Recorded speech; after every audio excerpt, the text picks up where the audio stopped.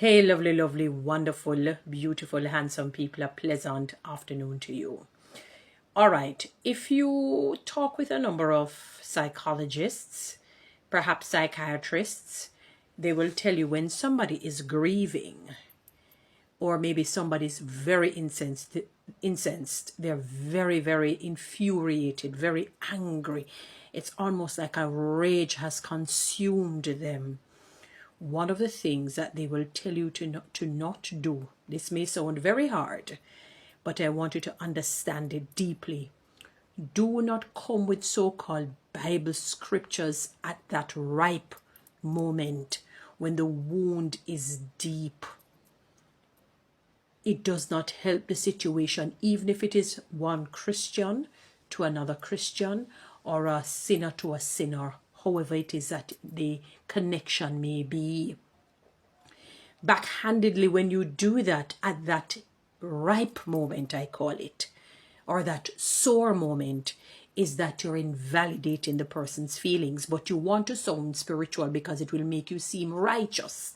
It will make you seem good, like a good human being. So one of the things that some people do is that stop the bawling, get over it. You know, God is there for you and whatnot. Some of it may sound good, but those are not necessarily the appropriate comments to make to people.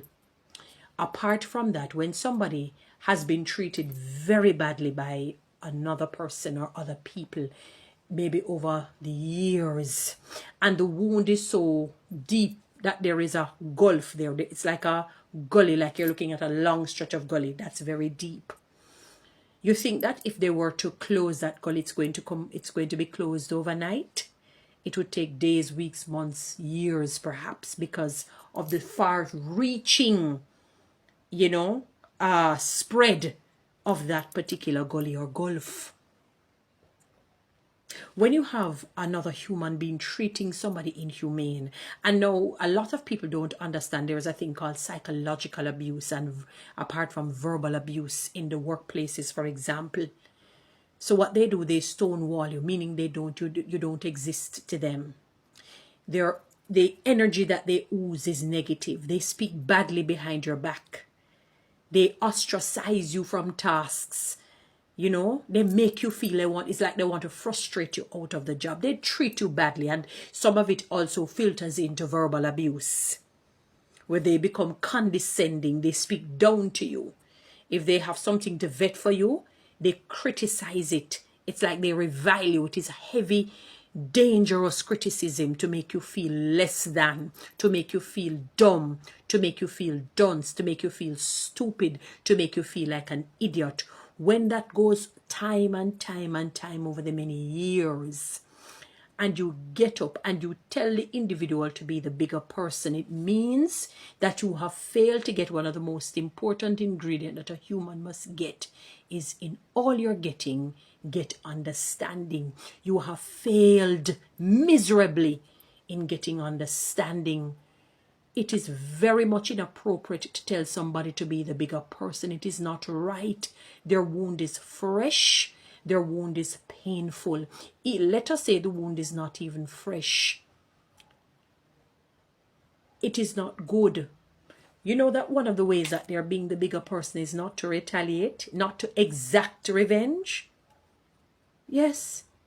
Remember, God says, leave vengeance to him. Vengeance is mine. I will repay. They have obeyed the scriptures by not exacting vengeance against people who have taken them on as an enemy.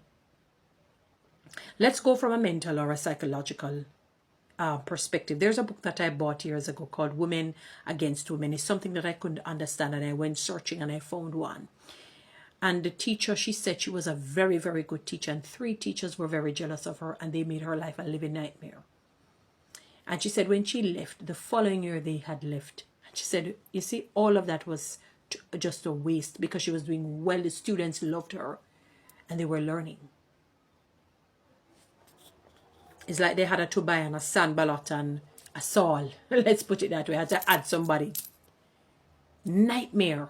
And she spoke with other women, after getting another job. And she said that in speaking with some women, because of other colleagues, Some of these women are on medication. They have broken them so badly that they had to be put on medication. So when you're telling somebody to be the bigger person, you're not understanding the far-reaching effects of these diabolical people who are in the office. And the reason why I use office a little bit more than churches is because you spend more time at your office than even your home and church. 8 hours per day, generally speaking. Some may go longer, and 5 days per week. Some may work 6 days per week. So you understand the time that we're talking about. Even if you don't build bonds, you're around it. So you're around toxicity. And I call it toxic positivity. It's false positivity. What you're trying to do is sound like a good person by telling them to be the bigger one.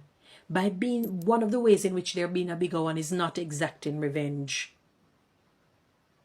It's not exacting revenge.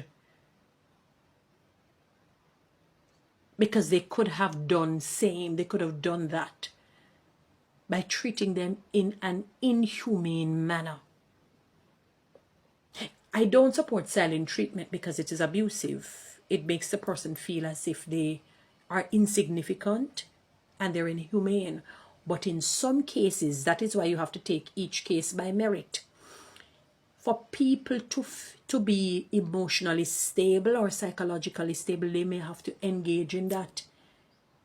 And it's not filled with malice. They have to just avoid the individual at all cost. Because if they engage with the individual and the individual is just spewing vitriol and negativity and rancor and disrespect after disrespect,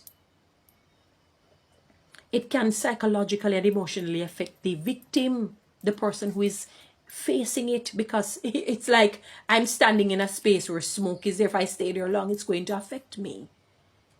So sometimes for sanity's sake, they have to pull aside. And that is why Paul ensured to say this, because he knows that there are exceptions to the rule. As far as it depends on you, be at peace. There are many people who went far above and beyond, and they realize that the person does not want peace. Not everyone actually wants to do good. They have resolved in their hearts that they're going to hate you. They have resolved in their hearts that they're going to be mean and nasty. So you saying you're doing, and so part of doing good means they have to pull away, to remain quiet, to not exact revenge. Stop telling people to be the bigger person. It is not good. You're unfeeling, you're uncaring and not realizing it. You may mean well, but it is a false positivity. I call it a sort of toxic positivity. You're invalidating their feelings. You're telling them you feeling angry is you should not feel angry. You cannot tell people that. That's wrong. God gave us all these emotions and they're necessary at certain juncture. So long as that you try not to commit an illegal or unlawful act, you try your best not to engage in that. You try your best to not engage in something that is maybe, let us say, immoral in this sense. But to tell somebody to be the bigger person, it is a wrong thing to do. What you do, you pray, you say to them, I am so sorry that you experienced what you did. What they did to you was wrong. So you don't have to necessarily be speaking against them if you don't feel comfortable to do that. I'm not saying that you should, as well as you are validating how they feel, how the victim feels. So you get rid of 2 birds with 1 stone. Do not invalidate people's feelings. God gave us feelings for a reason. Do not invalidate it. Stop telling them to be the bigger person. They're already doing that by not exacting revenge. In their own time, they will get into the phase of forgiveness and feel it. Forgiveness also doesn't mean that they have to befriend them. It means that in their heart of hearts, there is no malice.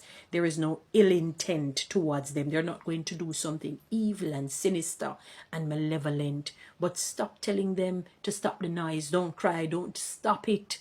Say, I am sorry with what you have experienced, and what they did to you was wrong. And they will be held accountable. Guys, you know what to do. Read TikTok and YouTube. subscribe,